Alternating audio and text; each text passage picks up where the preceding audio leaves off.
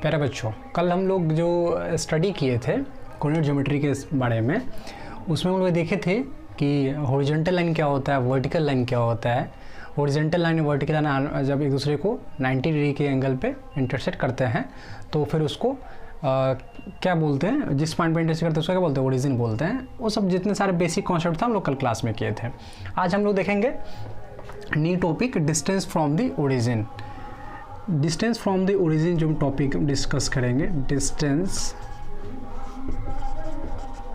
From the origin, इसको हिंदी में बोलते हैं मूल बिंदु से दूरी। मूल बिंदु से दूरी।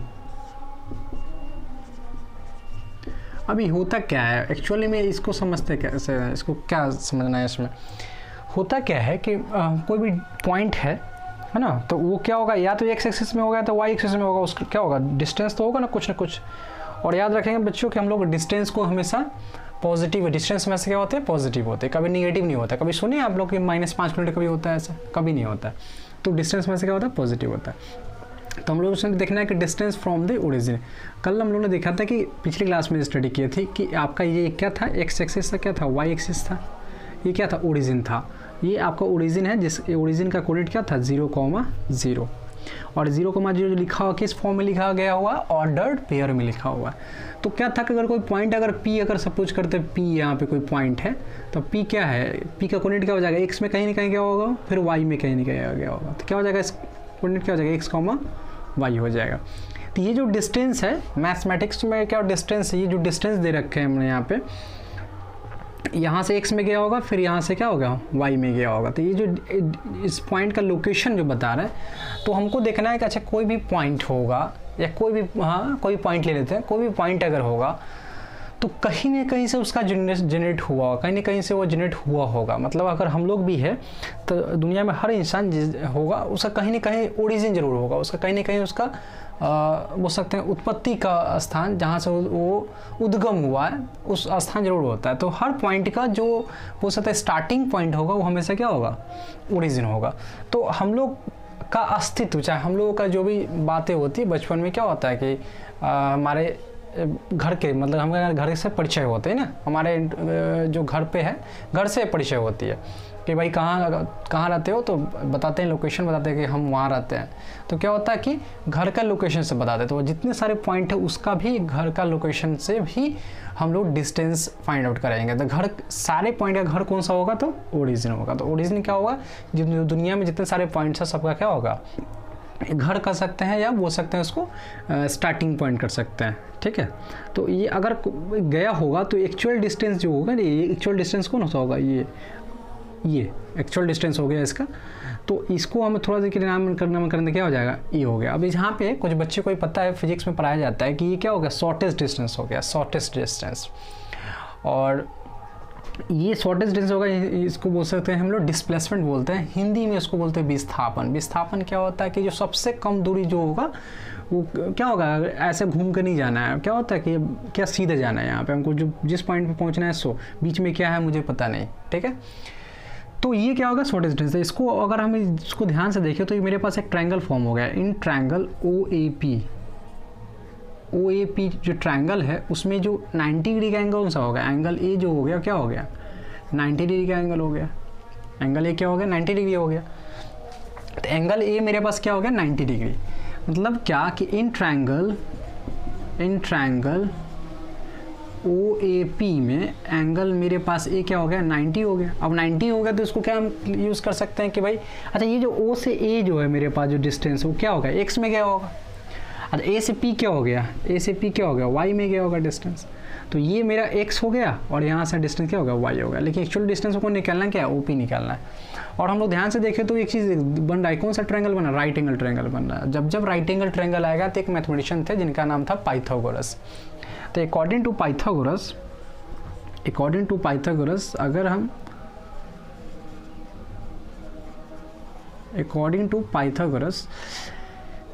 पाइथागोरस जी चूँकि संबोधित करेंगे जी से, चूँकि मैथमेटिशियन थे और हम लोग ऑब्वियसली उनसे बड़े थे। तो क्या होगा, पाइथागोरस जी के अकॉर्डिंग क्या था कि भाई ये जो हाइपोटेनस होता है, हाइपोटेनस जो होता है, यहाँ पे जो हाइपोटेनस मेरा कौन सा है, OP, हाइपोटेनस जो होता है वो क्या होता है, परपेंडिकुलर प्लस बेस का स्क्वायर। तो परपेंडिकुलर का स्क्वायर कौन सा हो जाएगा, ए पी। अब बेस कौन सा हो जाएगा, ओ ए। ठीक है, तो ओ पी वास्तव में क्या हुआ, ये इसको हम लोग हिंदी में बोलेंगे तो क्या होगा, ये कर्ण हो गया। ये इसको क्या बोलते हैं, लंब बोलते हैं, इसको क्या बोलते हैं, आधार बोलते हैं। तो कर्ण का स्क्वायर बराबर क्या होता है, लंब का स्क्वायर जो आधार का स्क्वायर। तो अब यहाँ पे मेरे पास क्या दिया हुआ, O P square. A P का वैल्यू मेरे पास गिवन होगा, क्या है वो ए पी का वैल्यू वाई है, तो वाई स्क्वायर। ओ ए का वैल्यू कितना है, एक्स है, तो क्या लिख सकते हैं, एक्स का स्क्वायर। अच्छा, ऐड में क्या हो सकता है ना, इसको एक्स पहले लिख सकते हैं, एक्स का स्क्वायर प्लस वाई का स्क्वायर। जिस दिन मैं ऐसे स्क्वायर हटाऊंगा तो इधर क्या आ जाएगा, root under x square plus y square. तो ये जो root under x square plus y square आया, O P is equal to आ गया root under x square plus y square आया।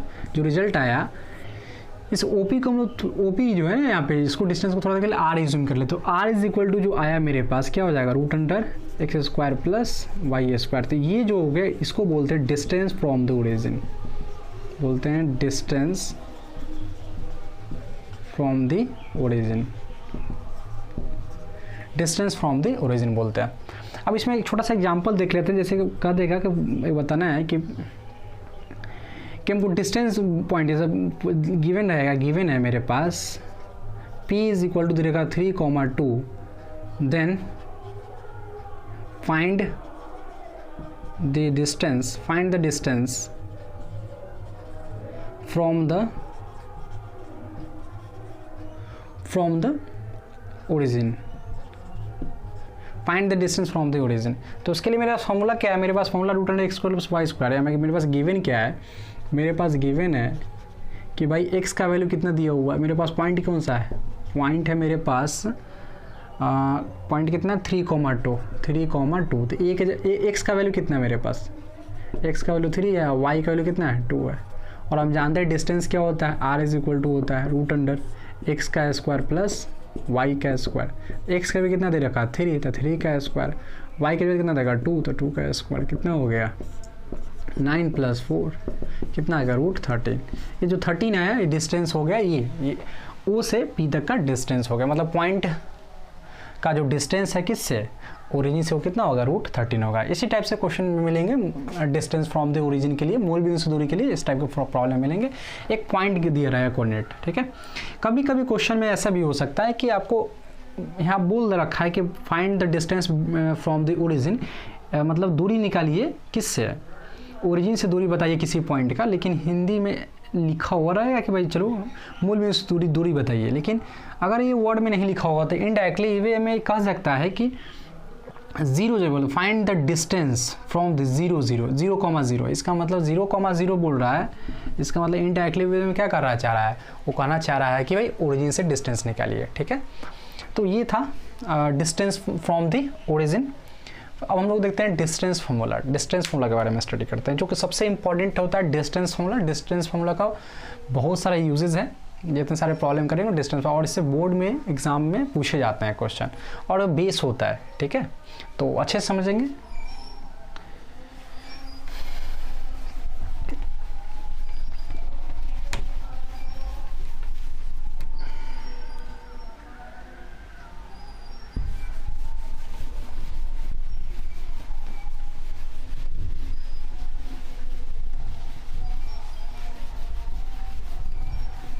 चलिए अब देखते हैं डिस्टेंस फार्मूला क्या होता है, दूरी सूत्र क्या होता है। ब्यावर्ड के बच्चे ज़्यादातर इसको दूरी सूत्र के नाम से जानते हैं। तो दूरी सूत्र, इंग्लिश हिंदी कुछ मैटर नहीं करता। देखो बाबू क्या करना है, समझना है कि क्या कहना चाह रहा है, मैटर क्या है, ठीक है ना। मैटर समझेगा बात खत्म। दुनिया में एक कॉन्सेप्ट बहुत इंपॉर्टेंट होता है कि भाई जाना कहाँ है। बहुत लोग यही पता नहीं होता कि जाना क्या है। जिस डायरेक्शन में हमको पता हो, डायरेक्शन पता हो कि जाना क्या है, फिर वही गाड़ी पकड़ेंगे ना, उसी तरह से। चलिए तो हम लोग जो अब देखेंगे डिस्टेंस फार्मूला, इसको बोलते हैं दूरी सूत्र। ये क्या होता है, कहता है कि मान लीजिए कि अगर हम जानते हैं कि एक्स एक्सिस है मेरे पास, वाई एक्सिस है, इसको फिगर में थोड़ा इधर साइड में बनाता हूँ, समझेंगे थोड़ा सा, ये समझने वाली चीज़ है। अगर एक्स एक्सिस यहाँ पे लिखा रखा हूँ, ये वाई एक्सिस है, ठीक है। तो कोई पॉइंट अगर मान लीजिए यहाँ P है, ठीक है, P कोई पॉइंट है और यहाँ पे कोई पॉइंट Q है, ठीक है। तो अभी तक तो हम लोग दिखा रहे ये क्या है, मेरे पास ओरिजिन है, तो हम लोग पिछले में क्या देखे थे, डिस्टेंस फ्रॉम द ओरिजिन, मतलब कोई P पॉइंट है जिसका डिस्टेंस बताना है ओरिजिन से, तो ओरिजिन से डिस्टेंस था। लेकिन अब क्या हुआ कि 2 पॉइंट हवा में है, मतलब कोई प्लेन में है, कोई प्लेन में है, वो प्लेन हवाई जहाज वाला प्लेन नहीं, कहीं स्पेस में है, धरती पे ही होगा कहीं पे, ठीक है। तो कोई पॉइंट है P और Q, अगर ऐसे ज़्यादा फील नहीं आ रहा तो इसको किसी का नाम रख लेते हैं, ठीक है। जैसे कि यहाँ पे कोई बंदा है, ठीक है, और यहाँ पे कोई एक और बंदे के नाम रख लेते हैं, जैसे कि यहाँ पे अगर सपोज करते हैं कि सानू है, ठीक है, और यहाँ पे दिवाकर है,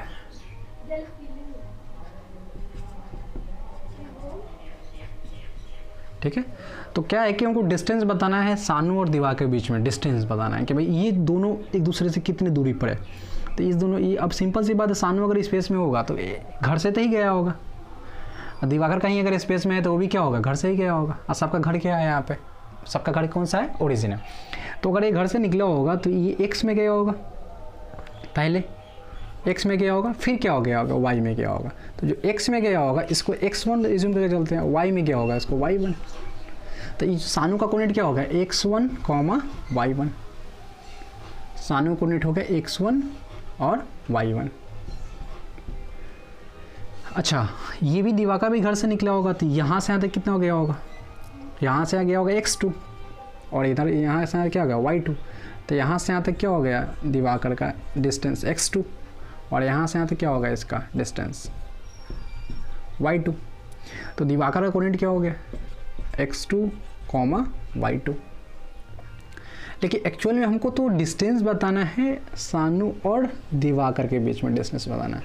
तो क्या करना है, इसके पैरेलल एक लाइन ड्रॉ कर लेना है, इस तरह से पैरेलल लाइन ड्रॉ कर लेना है, ठीक है। अच्छा चलिए, अब सिंपल सा कॉन्सेप्ट एक समझते हैं कि अगर मान लेते हैं कि अगर टोटल मेरे पास 50 हो, अगर ये 30 दिया हुआ तो कितना हो जाएगा, 20 हो जाएगा, चूँकि 50 माइनस 30। हम लोग को देखने का तरीका यहाँ पे चेंज करना है, ठीक है। सिंपल सी बात है कि आपको देखने का तरीका चेंज होना चाहिए, ठीक है। अब सब आपको ये भी लग रहा होगा कि सर ये 20 होगा, जैसे सपोज करते हैं कि मैं लिख रहा हूँ कि भाई टोटल यहाँ पे 20 है, अगर मैं इसको 5 बोल रहा हूँ तो कितना, आप बोलेंगे 15, मैं आपको 15 दिख रहा है, मुझे दिख रहा है 20 माइनस 5। बात तो वही है, बट बोलने का तरीका अलग है, चेंज हो गया। ये बहुत इंपॉर्टेंट है ना, हम किसी बात को कैसे बोलते हैं, ये भी बहुत इंपॉर्टेंट है ना, रोल प्ले करता है, ठीक है। चलिए, तो कहने का मतलब ये हो गया कि अब यहाँ पे सिंपल सी बात है, टोटल x2 है और छोटा वाला कितना x1 है। तो ऑब्वियसली बात है कि अगर हमको ये चीज़ क्या दिखना चाहिए तो क्या हो जाएगा, x2 माइनस x1, क्योंकि टोटल बड़ा में से क्या कर लेंगे, छोटा को माइनस कर लेंगे। सिंपल ये y1 है तो ये भी क्या हो जाएगा y1, और टोटल y2 अगर ये y1 दिया हो तो क्या हो जाएगा y2 माइनस y1, और ये रिजल्ट क्या हो जाएगा x2 माइनस x1, ठीक है।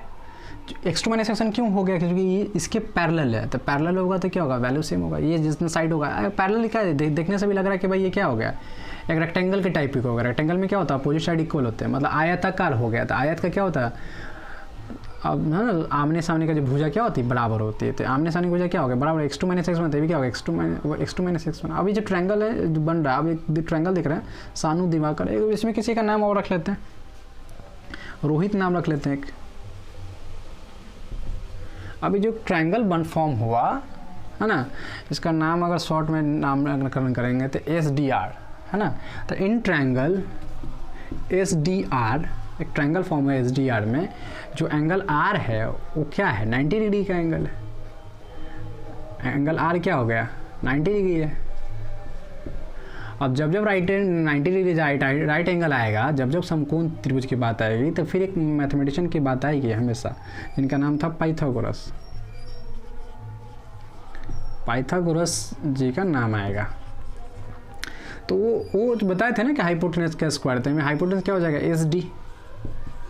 SD का स्क्वायर क्या हो जाएगा, यहाँ पे हम SR का भी स्क्वायर ले सकते हैं। अब SD का स्क्वायर, SR का स्क्वायर, SR का स्क्वायर प्लस RD का स्क्वायर, ठीक है।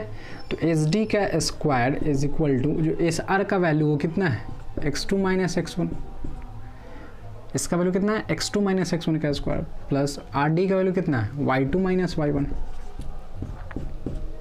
तो एच डी इक्वल टू क्या हो गया, एच डी का स्क्वायर इक्वल टू, इसको स्क्वायर हटा देंगे क्या आ जाएगा, रूट आ जाएगा, x2 माइनस x1 का स्क्वायर y2 माइनस y1 का स्क्वायर। तो क्या हो जाएगा, ये जो एस डी हो गया, अब सानू और दिवाकर के बीच का डिस्टेंस होगा, इसी को बोलते हैं हम लोग डिस्टेंस फार्मूला। ये जो रिजल्ट आया इसको बोला जाता है डिस्टेंस फार्मूला, डिस्टेंस फार्मूला, या इसी को हिंदी में बोलते हैं दूरी सूत्र। कुछ बच्चे इसको x2 माइनस x1 का square plus y2 minus y1 का स्क्वायर, अगर इसको हम x1 पहले कर दें x2 बाद में करें फिर भी कोई फ़र्क नहीं पड़ेगा, क्योंकि 2 माइनस 1 या 1 माइनस 2 दोनों का स्क्वायर करेंगे रिजल्ट सेम रहेगा, रिजल्ट में कोई बदलाव नहीं आएगा। तो इसको बोलते हैं डिस्टेंस फार्मूला। अब इस पे problem based on distance formula, इसमें किस किस टाइप का प्रॉब्लम से पूछे जा सकते हैं। तो पहले तो सिंपली हमसे ये पूछा जा सकता है कि भाई 2 पॉइंट गिवन है ना, जैसे कि हवा में, प्लेन में कोई 2 पॉइंट अगर है मेरे पास गिवन है, तो फिर उसको कैसे हम लोग डिस्टेंस कैसे फाइंड करेंगे। तो एक छोटा सा एग्जांपल से देख लेते हैं। एग्जांपल ये है कि मेरे पास 2 पॉइंट है, जैसे कि अगर सपोज करते हैं इसका कोऑर्डिनेट अगर 3,2 है और डी का अगर कोऑर्डिनेट, एस का कोऑर्डिनेट अगर 3,2 है एंड डी का कोऑर्डिनेट मेरे पास 5,4 है, ठीक है। तो कैसे डिस्टेंस निकालेंगे, हमको एस डी चाहिए। तो क्या करेंगे, गिवन मेरे पास क्या है, x1 मेरे पास दिया हुआ है, ये x1 होता है वैल्यू, x1 का वैल्यू है मेरे पास 3 एंड y1 का वैल्यू है मेरे पास 2। यहाँ पे x2 का वैल्यू गिवन है मेरे पास 5 एंड y2 का वैल्यू है मेरे पास 4। और हम जानते हैं डिस्टेंस क्या होता है, S D equal to distance formula क्या होता है, root under x2 minus x1 का square plus y2 minus y1 का स्क्वायर। अब मेरे पास x2 का वैल्यू गिवन है, x2 का वैल्यू कितना गिवन है 5 माइनस x1 का वैल्यू गिवन है 3, 5 माइनस 3 का स्क्वायर प्लस 4 माइनस 2 का स्क्वायर कितना हो जाएगा 2 का स्क्वायर, ये कितना हो जाएगा 2 का स्क्वायर कितना जाएगा 4 प्लस 4 8 आ जाएगा। 8 को क्या लिख सकते हैं 2√2 लिख सकते हैं। तो ये हो गया डिस्टेंस बिटवीन 2 पॉइंट्स। तो डिस्टेंस फॉर्मूला बहुत ही इंपॉर्टेंट है, जिसको हम लोग को याद रखना है। डिस्टेंस फॉर्मूला बहुत ही इंपॉर्टेंट टॉपिक है। तो आई होप को समझ में आएगा कि डिस्टेंस फॉर्मूला क्या होता है, कैसे इसको प्रूव करता है। फॉर्मूला क्या है, root under x2 minus x1 का square plus y2 minus y1 का स्क्वायर। ठीक है, ये होता है डिस्टेंस फॉर्मूला। अब distance formula problem based distance formula क्या क्या सिचुएशन हो सकती है वो हम लोग बात करते हैं। ठीक है, जब दुनिया में कभी भी जब भी 2 पॉइंट दुनिया में कभी भी 2 पॉइंट्स आपको दिखे तो हमेशा डिस्टेंस फॉर्मूला का ही यूज़ करें। और डिस्टेंस फॉर्मूला होता क्या है, root under x2 minus x1 का square plus y2 minus y1 का स्क्वायर। ठीक है, तो दुनिया में कभी भी मतलब क्या 2 पॉइंट कभी रोड पे मिल जाए, ऐसे रोड पे तो मिलेंगे नहीं, लेकिन अगर कहीं मिल जाए 2 पॉइंट्स उसके बीच में डिस्टेंस निकालना हो तो हमेशा यूज़ करेंगे डिस्टेंस फार्मूला। कहीं पे भी अगर 2 पॉइंट्स के बीच का डिस्टेंस की बात हो रही है तो हमेशा डिस्टेंस फार्मूला ही यूज़ करें। ठीक है, इस बात पर ज़्यादा जोर दिए क्योंकि बहुत इंपॉर्टेंट कॉन्सेप्ट है। अब चलिए नेक्स्ट इसमें समझते हैं हम लोग कि इस पर प्रॉब्लम बेस्ड किस किस टाइप के प्रॉब्लम दिए जा सकते हैं।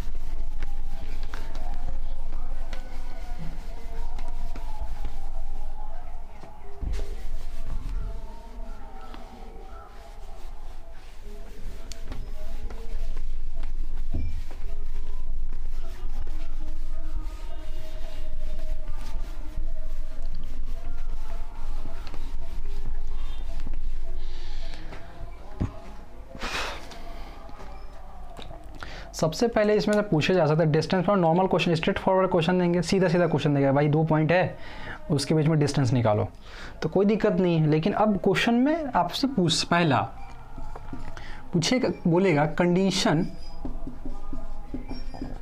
फॉर कोलिनियर, इसको ही बोलते हैं संरेख। कोलिनियर का मतलब होता है संरेख, संरेख होने की शर्तें क्या होती है, मतलब कोलिनियर का, पहले तब समझ एक वर्ड आया कोलिनियर का मीनिंग समझते हैं, ठीक है। मीनिंग ऑफ कोलिनियर,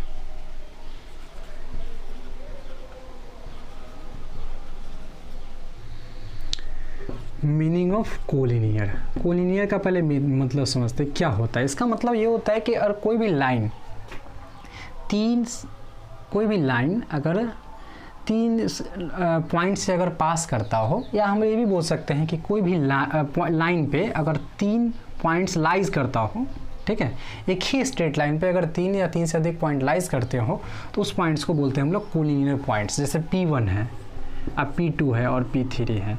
अब ये तीनों पॉइंट जो है ना एक ही स्ट्रेट लाइन पे है एक ही स्ट्रेट लाइन पे लाइज कर रहा है।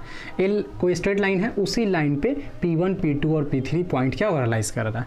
दूसरे भाषा में हम लोग बोल सकते हैं ऐसा कोई स्ट्रेट लाइन जो 3 या 3 से अधिक पॉइंट से एक ही है ना 3 या 3 से अधिक पॉइंट से क्या करेगा, पास करता हो, तो उस पॉइंट को बोलते हैं क्या चीज़,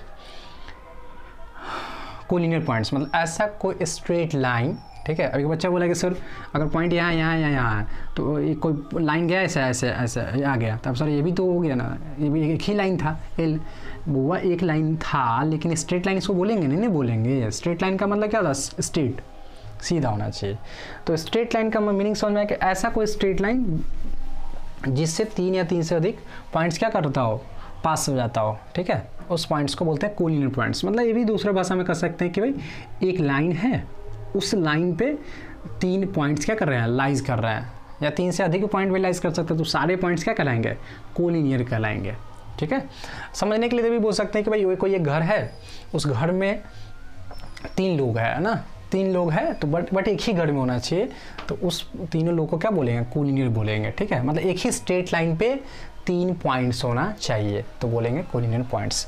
मीनिंग समझ में आएगा, मीनिंग ऑफ कोलिनियर। अब बात करते हैं कि सर इसको प्रूफ कैसे करते हैं। जैसे अब 3 पॉइंट्स है, अगर वो 3 पॉइंट्स गिवन है, सपोज करते हैं P1 है, P2 है और P3 है, 3 पॉइंट्स गिवन है, तो तीनों पॉइंट का घर भी होगा। घर हम बताए थे कि जितने सारे पॉइंट्स का घर कौन सा होता है, ओरिजिन होता है। तो अगर सपोज करते हैं घर से निकला होगा तो इसका कोऑर्डिनेट सपोज करते हैं x1 और y1 हुआ होगा। ये P2 अगर घर से निकला होगा तो इसका कोऑर्डिनेट x2 और y2 हुआ होगा, और P3 निकला होगा तो क्या होगा, इसका कोऑर्डिनेट x3 और y3 हुआ होगा। अब ये तीनों पॉइंट्स एक ही लाइन पे लाइज कर रहे हैं नहीं कर रहे हैं, इसको प्रूव करने के लिए कुछ कंडीशन है। कंडीशन यह है, सबसे पहले जो फाइंड करेंगे, इसको पहले फाइंड करना P1 और P2। अब P1 और P2 फाइंड करना, अब बच्चे को मन में आया सर P1 P2 कैसे फाइंड करेंगे, बताएं बुआ, जब भी दुनिया में 2 पॉइंट्स आएंगे तो क्या करना है, यूज़ करना है, डिस्टेंस फॉर्मूला यूज़ करना है। तो पहले दोनों में डिस्टेंस फॉर्मूला यूज़ करेंगे, फिर हम फाइंड करेंगे P2 और P3, फिर फाइंड करेंगे हम लोग P1 और P3, तीनों फाइंड करेंगे। तीनों फाइंड करेंगे, कुछ रिजल्ट आएगा, इसका कुछ ना कुछ तो डिस्टेंस आएगा, तो कोई डिस्टेंस आएगा। अगर कोई डिस्टेंस, जो भी रिजल्ट मेरे पास आया, बॉक्स 1, बॉक्स 2, बॉक्स 3, 3 रिजल्ट आया, तो 3 रिजल्ट में से किसी 2 रिजल्ट को जोड़ने पे अगर थर्ड रिजल्ट आ जाता है, जैसे कि हम कह सकते हैं कि P1 और P2 को जोड़े किस में, P2 और P3 में, तो रिजल्ट अगर P1 और P3 आ गया, या ये भी हो सकता है कि P1 P2 plus P1 P3 is equal to P2 P3, या ये भी हो सकता है P2 P3 plus P1 P3 is equal to plus P1 3 is equal to कितना हो जाएगा, P2 P3 होगा, P1 3 हो गया ना, P2 3, ठीक है, अब P1 3, तो P1 और P2 हो जाएगा। तो ये सिचुएशन को तीनों में से कोई कंडीशन का सेटिस्फाइड करता है तो क्या हो जाएगा, कोलिनियर, ये सारे पॉइंट्स क्या हो जाएंगे, कोलिनियर पॉइंट्स हो जाएगा। कुछ बच्चे को मन में आया सर ये अब कुछ आइडिया नहीं आया, बुआ समझ लीजिए P1 P2 का सपोज करते 3 आया, ठीक है, और P2 P3 का वैल्यू सपोज करते 5 आया, और P1 P3 का वैल्यू सपोज करते 8 आया। अब देखिए तो P1 जो दोनों को रिजल्ट को जोड़ के इसके बराबर आ रहा है ना, तो P1 P2 plus P2 P3 is equal to कितना हो रहा है, P1 P3, मतलब दोनों को जोड़ने में कितना हो रहा है, 8 आ रहा है। तो ये जो पॉइंट्स होंगे क्या होगा, कोलिनियर। एक बच्चा बोला कि सर अगर कोई कंडीशन तीनों में से कोई सेटिस्फाइड नहीं कर फिर क्या बोलेंगे, तो कोई नहीं सेटिस्फाइड है कि क्या करेंगे, नहीं होगा भाई, कोलिनियर पॉइंट्स नहीं है, ये क्या होगा, कोलिनियर मतलब नहीं होगा तो क्या होगा, अलग अलग पॉइंट्स होंगे। अब अलग अलग पॉइंट्स होंगे तो फिर उससे एक स्ट्रेट लाइन पास नहीं करेगा, उससे 2-3 स्ट्रेट लाइन पास कर सकते हैं, इसलिए बोलेंगे इसको क्या बोलेंगे, कंडीशन कोलिनियर। तो ये हो गया कंडीशन किसका, कोलिनियर का, ठीक है, जो बहुत ही इंपॉर्टेंट है। अब इसमें आता है एक चीज़ की condition for right angle triangle, vertices of right angle triangle. जैसे कि यहाँ पे कंडीशन दिया जाएगा, तो इसको मिटा दे रहा हूँ।